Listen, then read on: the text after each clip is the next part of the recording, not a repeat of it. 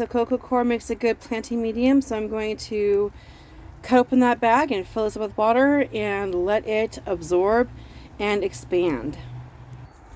Alright, let's get this going. I don't have to fill it all the way up with water because it will absorb from the bottom. I'm just going to get a little head start by soaking it from the top as well. And this is going to be what I plant my starts in.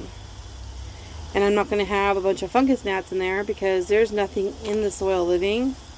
This is just the Coco Coir. Oh, excuse me. Okay, I think that should be enough. And if it's not enough, I can always come back later and add more water.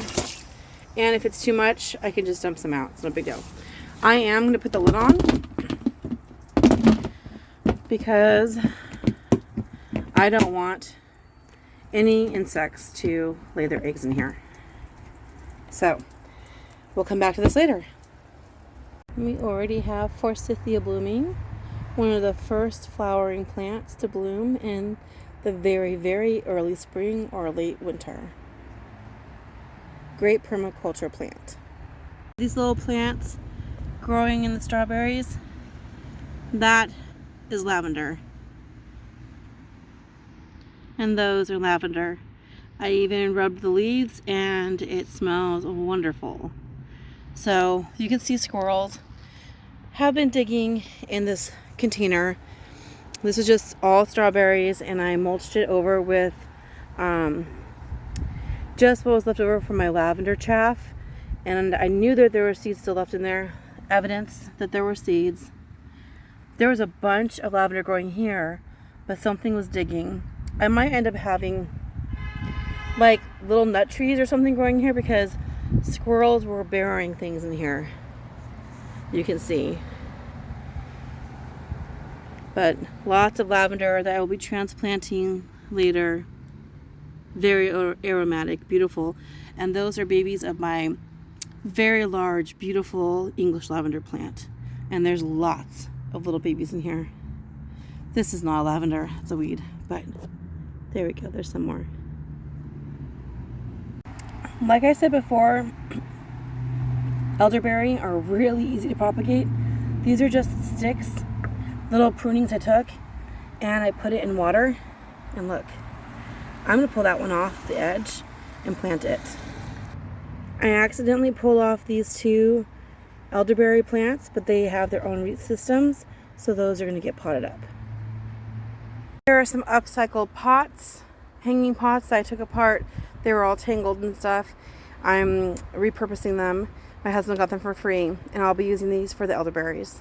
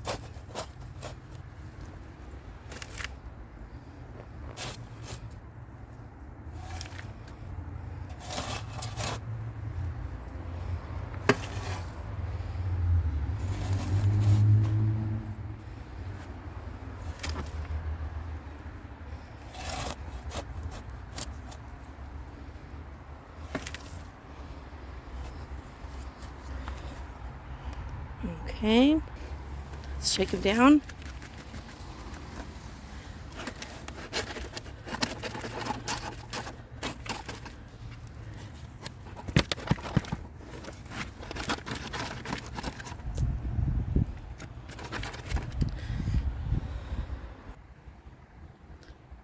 There you go. Press it in close together. I'm gonna press it down. Whoops, that's out of the shot.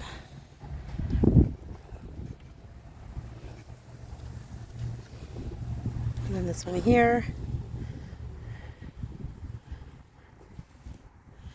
Press it down. And let's go get another tree. The exciting thing about these is this is the batch that I thought was less likely to root. They weren't the best pieces. And I've got at least 3 plants here. This one right here has 3 plants. I'm going to plant those as one and then separate them later because their roots are not that well established, but I've got some plants growing here.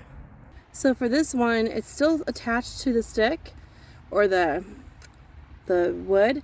So I'm just going to plant the whole thing together and press it down, and then be sure to keep the foliage above the soil line, and then just press the soil down around it.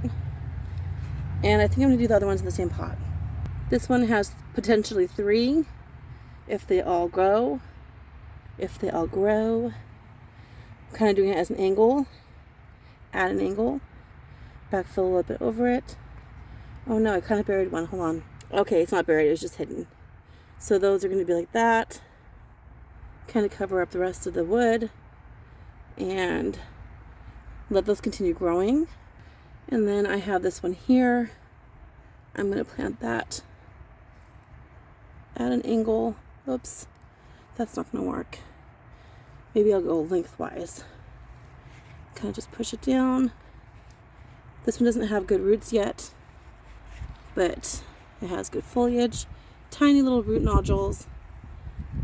So there we go. We've got more than 3, possibly 5. If all 3 of those here take, if these all take, and we'll water those in as well. So I've got some rainwater. Be sure not to bury them. But they've been soaking in water for months, so the soil needs to be really wet, or they'll go into shock. Go ahead and give some more. I actually just carefully broke off these baby trees off of the branches. They were growing in water, and I'm going to let the twigs continue to grow more plants, and maybe I can get even more than usual. So that's a lot of plants. I'm going to put them all in the same pot, and I'll poke holes using bamboo. And I went ahead and pre-watered it too. So, oops. 1, 2, 3. Oops, that's a leaf there. 4, 5, 6, 7, 8. Put that in very gently. And it's raining on me right now, so I'm not going to water these in. I pre-watered the soil too. And grab the rest of these babies. So this is an experiment because I think I can get a lot of trees out of this, because these were actually pre-rooted on, I'd say, like scion wood or cuttings.